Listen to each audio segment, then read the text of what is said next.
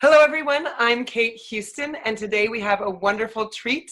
We have Gay Hendricks, who is a leader in both relationship transformation and mind-body transformation for over 45 years. After he received his PhD from Stanford in 1974, he served as professor of counseling psychology at the University of Colorado for 21 years. He has been over 500 television shows and radio shows, including Oprah, CNN, CNBC, and 48 Hours, and has written over 40 books, including The 5 Wishes, Conscious Loving, The 5 Wishes, and The Big Leap, and his latest work, The Joy of Genius, which shows how to eliminate negative thinking and bring forth creativity into our lives. Now, what I'm excited about is that not only that you give some great tips and tools in this work about bringing forth our creativity, but I know there's some great connection to when we're living our fully creative lives and living in our genius. That is our best place to be in order to create a conscious, loving relationship with a partner, not just with ourselves. Can you speak to that a little? Yes, I absolutely can. And first of all, I want to let you know that it's very timely because my wife and I are just celebrating our 37th wedding anniversary. And so we're very excited to be doing that. We've got all sorts of plans to do our celebrations. There's a wonderful Walt Whitman poem that talks about being in his 37th year. And I'm just going to look that up because I something special about 37 somehow. So I want to say that relationship without creativity is pretty darn dull. And so that if you put a priority on opening up to your own individual creativity, it feeds the relationship you're in. Whatever the relationship in. It could be a romantic relationship or at work or family or wherever with kids. It's all about keeping an open pipeline to your own creativity. And I remember Jean Houston saying to me one time way back, gosh, 30 years ago, she said that she'd just been around the world teaching, and she said that in her view, the greatest source of pain was not poverty. It was the fact that there is widespread lack of creative fulfillment, that people are blocked and squelched in their creativity, and so they don't get to live out their full creative potential. And I think she's absolutely right. I've now been around the world 30-some times myself teaching our seminars, and my wife and I have both come to an agreement that relationship thrives on creativity. And so if both people in a relationship can commit to opening up more conversation with their individual creativity every day, it really creates a flow of intimacy in the relationship. So it's incredibly important. Absolutely. And I think, too, that this creativity brings a fullness that we derive specifically and create within ourselves and have complete control over within our own world. And that is what we bring as the dance with somebody else's creativity and the delight and laughter and joy of intertwining or not with your partners or your family members, that it gives this lightness and this fulfillment level that we might not have otherwise when we don't tap into that. Yes, well, many people use our book, Conscious Loving, in their relationships, and also our book, The Big Leap, because taking a big leap in intimacy is exactly the same thing as taking a big leap in business or with your financial abundance or whatever. And you know, Katie and I met in 1980, and then we got married the following year in 1981. And I can honestly say that since the day I met her, we've both focused on our own individual creativity as well as our relationship. And the two have grown so much. Now, a lot of our creativity is intertwined because with books like Conscious Loving, it's written by both of us. And by the way, when we went on Oprah the first time, we insisted on going on as a couple. They only wanted to buy one airplane ticket. We said, no. And then when we got there, we're backstage getting ready to go on, and they're fitting us with microphones. And they came over and said, okay, which one of you is going to do the talking? And they started to put the microphone on me, and I saw Katie's ears begin to emit steam, you know. And so we said, no, we're both in this conversation together, and so we want to work it so both of us have equal opportunity to speak. So anyway, we've come a long way since then, but a lot of times your creativity is so entwined in a relationship that it's hard to get it separate. So, but both people really need to open up to their own creativity, because what doesn't work in relationships is unequal kind of thing, where one person is doing the work and the other person is along for the ride. And there's a lot of relationships that are set up like that. As a matter of fact, there was one interesting study. I think the women in your audience will appreciate this, but there was an interesting study done on who in male-female relationships, when someone calls the counselor or the therapist to make the first appointment, who is more likely to make that call, the man or the woman? And I bet you can guess what the statistics were that came out of it. 96% of the time, it's the woman who makes the call and says, we need some help.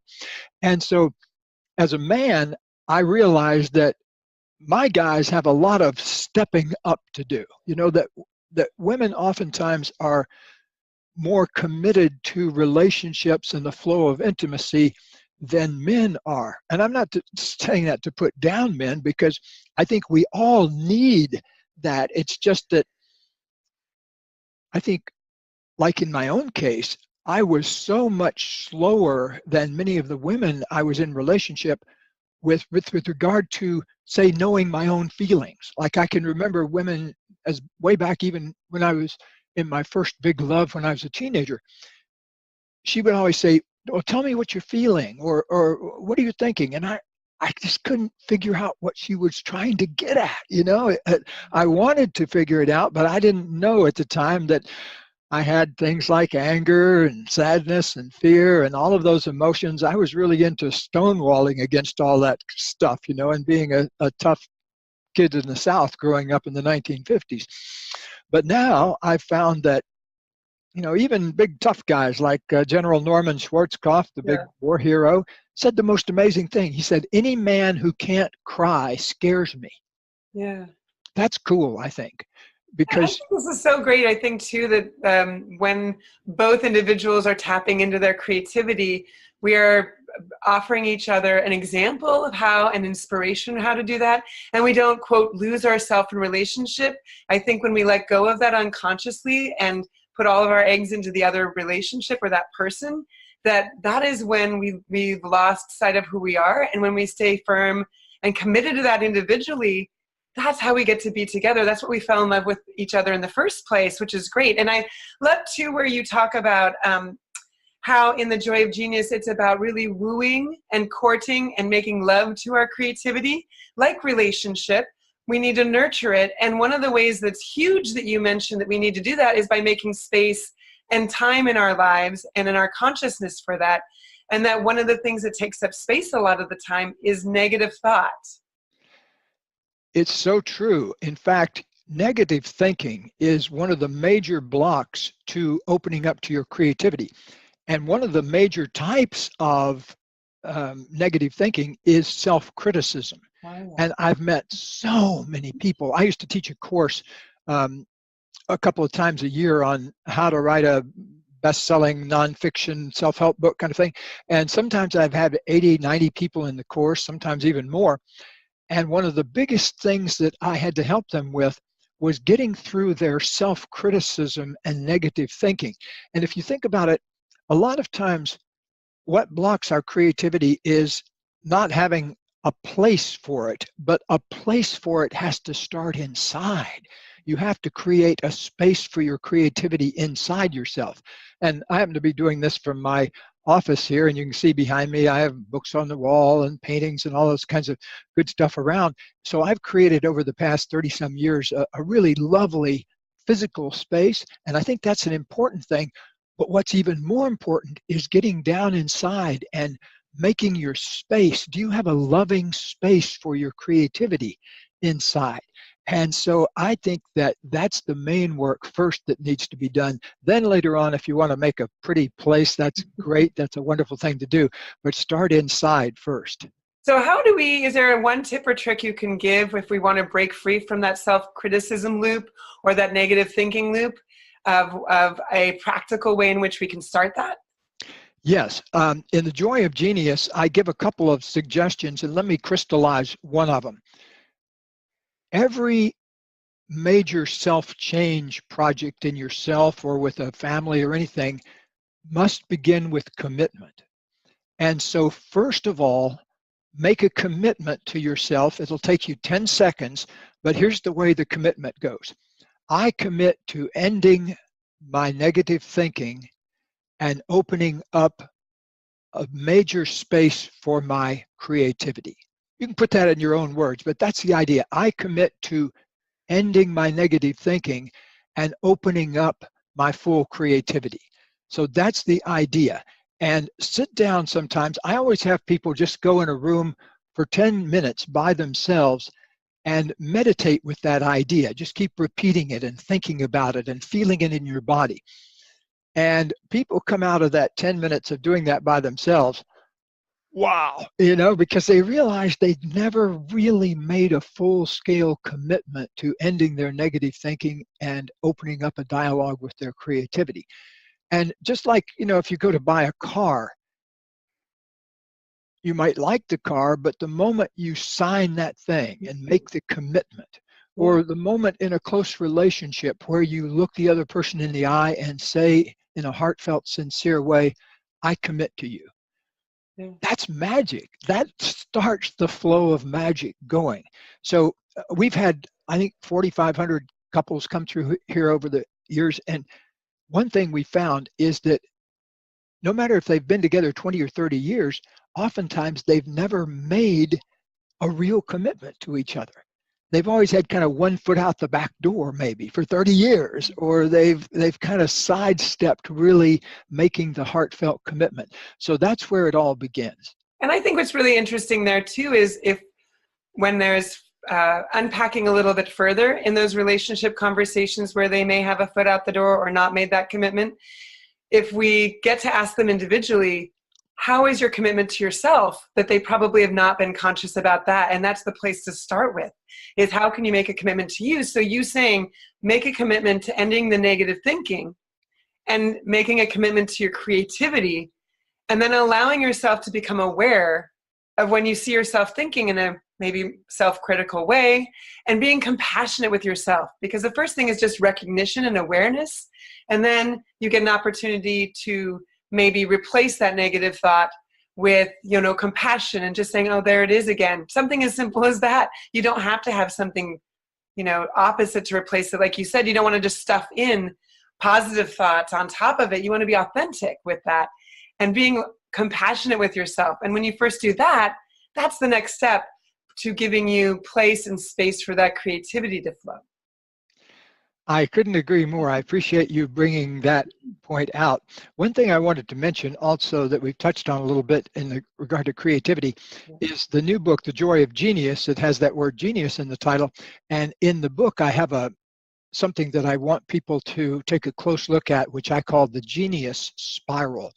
And I used to call it the zone of genius, but I don't do that anymore because it's not really a zone. It's an open space, a spiral where you can soar higher and higher.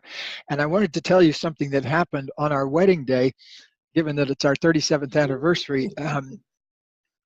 We got married.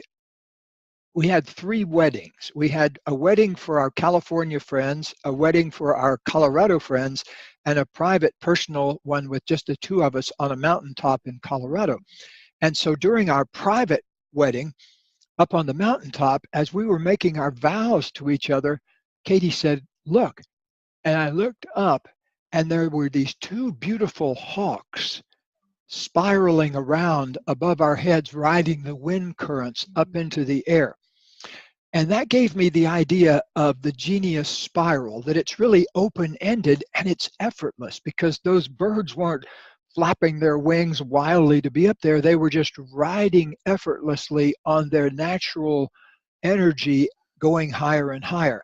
And so in that spirit, I really want people who read the book and who take it to heart to learn to live in that genius spiral. That's what the Joy of Genius is all about.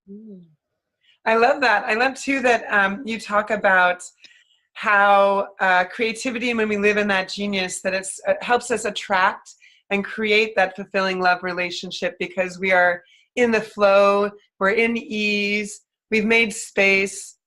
Just imagine what your mind and your heart would feel like if we let go of all the negative thoughts and just have space like that, just Yes. air around us. I love that. Air around us, and the ability to make sensitive adjustments and ride those wind currents. So it's not about effort. It's not about you expending energy. It's about learning to ride the currents. Yes. And I love also too in the Joy of Genius how you realized that you needed to resolve incompletions in your life at various times, and that once you started becoming aware that you didn't have things, situations, relationship conversations, or just something within you that you weren't being honest about, that the incompletions held you back, that they became barriers to that ease and that flow. And could you give us some examples of some of the incompletions that people have in their lives, whether it's a conversation or a truth that needs to be shared? Yes, well, they're usually around either facts or feelings. Yes. Like a feeling might be that you felt hurt about something someone said to you, but you didn't talk to them about it. Right. So you kind of carried away, and I've done that personally earlier in my life. Or you felt angry about something and didn't talk about, like I had a client who had used to get severe headaches late in the day, and when we traced it down, it was always after her boss would make some kind of excessive request around closing time. You've got to stay late today because I got to get this project out. And she, he'd tell her that at about 4:45, and she said, "Well, I got to pick up my son Kevin from soccer practice at 5:30. Well, get somebody else to pick it." So he would put her in these binds, and then she would get these headaches. When we really tracked it down, it was because she would feel angry about that, but didn't know how to say that to her boss without getting herself into trouble or something. So she had to kind of stuff it. And so a lot of times uncommunicated emotion is what causes incompletion. A second thing is uncommunicated facts. A lot of times, like if you have a fact, like, I had a couple in here once who both looked very sleepy, and they were both for the first time yawning and everything, and they looked like they were bored out of their minds. And I said, "Well, what's some truth that you haven't told each other?" And so this led to the most outrageous next session I've ever been through, where he communicated 12 affairs to her, and she communicated 13 affairs to him. So between them, 25 affairs that they'd never told each other about. Now that's an extreme example, but you should have seen them after they finished doing all that. They rekindled their marriage after 10 or 15 years, and were able to create a whole new life for themselves. But so that's an extreme example. But facts that you haven't communicated or feelings are often the case, or things you've said you were going to do and haven't done and didn't communicate about. So like I have a person I worked with that when I looked, I went around his office and looked at his office, and he had 589 unresponded to emails that he was keeping in his inbox, and some of them have been there for a couple of years. And so here's this massive incompletion that greets him the first time he gets his email. So I had to actually bring in a consultant to help him with reorganizing all that, because I didn't know how to help him through that. But the fact is that if we go around leaving incompletions all the time, it's contagious. It leads to more incompletions. And so what you have to do, when I first caught on to this, I made a list. I think I had 12 single-spaced pages of things that I had left incomplete in my life. And so you got to get around to doing that at some point to complete those things. And it all boils down to what I call 10-minute sweaty conversations. If you have to go back to somebody and say, it really made me mad when you did this and this and this, or like in Karen, my client's case, where she had to go to her boss and say, look, I get angry when you make these requests of me at 5 o'clock in the afternoon, and I don't know how to communicate my anger to you, and I've been getting headaches. So that was a 10-minute sweaty conversation she had with her boss. But here was his response to it.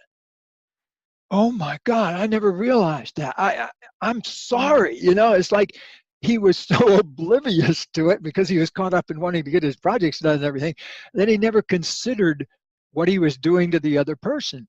And so hopefully they both learned from that.